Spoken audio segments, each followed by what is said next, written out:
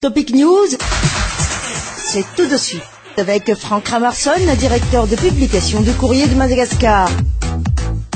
Nous sommes toujours dans l'émission d'Alliance 92.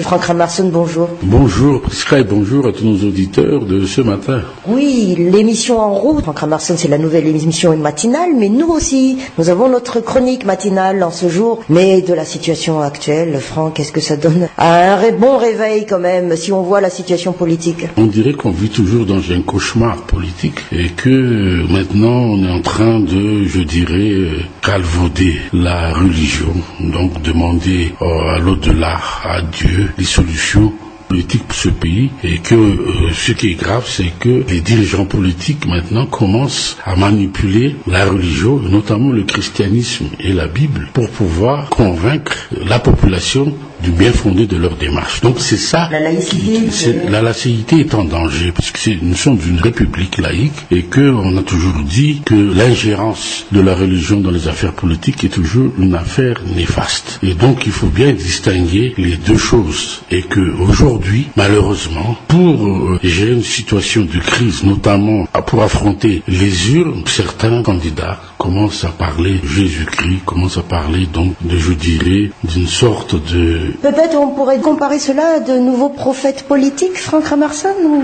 Oui, de nouveaux prophètes politiques, mais qui ont eu dans leur vie une sorte de message de l'au-delà et qui maintenant veut berner la population, donc en citant des versets bibliques maintenant. C'est donc une image assez néfaste de la religion, puisque c'est l'intimité du citoyen, l'intimité de celui qui veut bien prier en toute sincérité, qui est maintenant violée par des hommes politiques. Mais Franck Ramarson, pratiquement tous les 2 jours, il y a de nouvelles donnes politiques. On veut toujours se dégager de la feuille de route, mais à sa manière. Et maintenant, on veut revenir encore sur les législatives. On ne veut pas démissionner. La CES, tiens, elle vient de dire donc que date de 27 mai, c'est la démission. Et la suite. Le problème, c'est que la communauté internationale a posé préalable des conditions.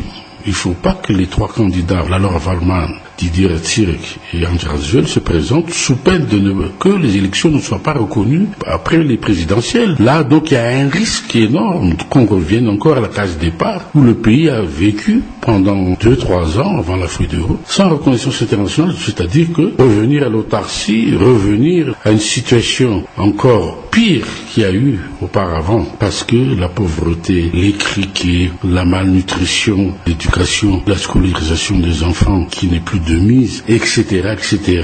Nous avons donc maintenant un grand problème, notamment aussi au niveau des financements de notre économie, de notre pays, puisqu'il ne faut pas oublier que depuis presque 10 ans, nous avons un besoin annuel de 800-900 millions de dollars pour pouvoir faire... Mais nous avons de l'argent. On est capable de faire les élections. C'est cette sorte de démagogie que l'on n'accepte pas et que, comme vous avez vu, le Trésor public a réagi, puisque ce sont des sommes déjà qui sont affectées dans d'autres domaines, peut-être dans d'autres domaines, dans le domaine social, que aujourd'hui nous ne pouvons plus nous permettre de faire des facéties pour faire une entorse à la orthodoxie financière. Et je crois que le président de la transition se trompe de chemin en voulant insister sur ces législatives, en voulant insister à ce qu'il veuille rester, à ne pas démissionner, ou bien insister, que ce que la communauté internationale demande, au nom du patriotisme, au nom de la stabilité, à retirer sa candidature comme les 2 autres. Oui, mais l'Union africaine aussi a fait valoir aussi ses idées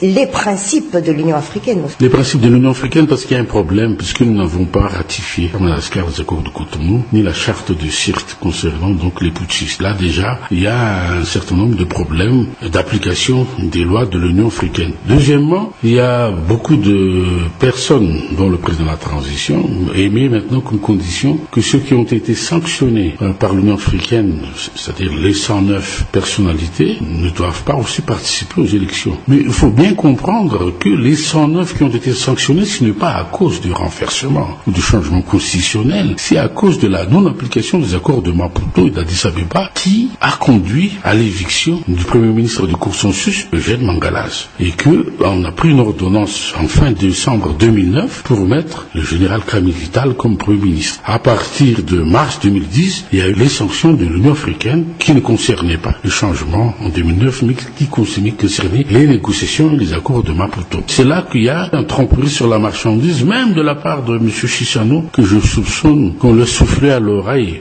par des gens de la transition ici pour avoir une nouvelle mission de médiation. C'était donc avant l'arrivée du bureau de liaison, tout cela. Il y a quelque chose qui est quand même assez bizarre, c'est que M. Chissano se prête à ce genre de jeu alors qu'il était le médiateur depuis le départ des accords de Maputo. Pourquoi on a pris les sanctions en ce temps-là? Mais aujourd'hui, il veut proroger sa mission, il veut peut-être aussi avoir un certain nombre d'indemnités demain pour pouvoir encore régner, puisque la médiation qu'il a menée jusqu'à maintenant est un demi-échec. Mais par rapport à l'élection présidentielle il y a 60 jours, on ne peut pas traîner autant de part et d'autre quand même. Non, on ne peut pas traîner, mais c'est très bien qu'on ne peut plus reculer les élections. Accéder encore à d'autres conditions qui sont pas valable, notamment concernant les accords de Cotonou, les sanctions des 109 surtout, ça mérite quand même réflexion de la part de ceux qui réellement agissent dans le bien-être de ce pays. Par rapport à la CES en soi, elle a essayé de se rattraper, mais on parle aussi de changement de quelques têtes à l'intérieur de la CES. Est-ce que c'est probable? Non, tout est possible, puisque dans ce pays, nous sommes toujours dans un cadre d'un anti-jeu et que on est toujours dans un régime d'exception. Donc là, on n'a pas encore eu les résultats de ce qu'a demandé le CES, mais espérons qu'on maintienne le 24 juillet, puisque la CENIT a refusé les propositions du Conseil de la réconciliation et des forces de l'ordre, et que tout le monde démissionne conformément à la loi. Ce qui est triste, Franck Ramarson, quand même, c'est que l'Union africaine, on parle d'une vision d'Afrique futuriste et nous, on recule. Quand même. Non, parce qu'ici, donc, comme vous avez vu à Kourndane, dessus ce nombrilisme qui dit Madagascar n'est pas l'Afrique. Je poserai simplement une question. Est-ce qu'on aurait maltraité la représentante du PNUD si elle était suédoise?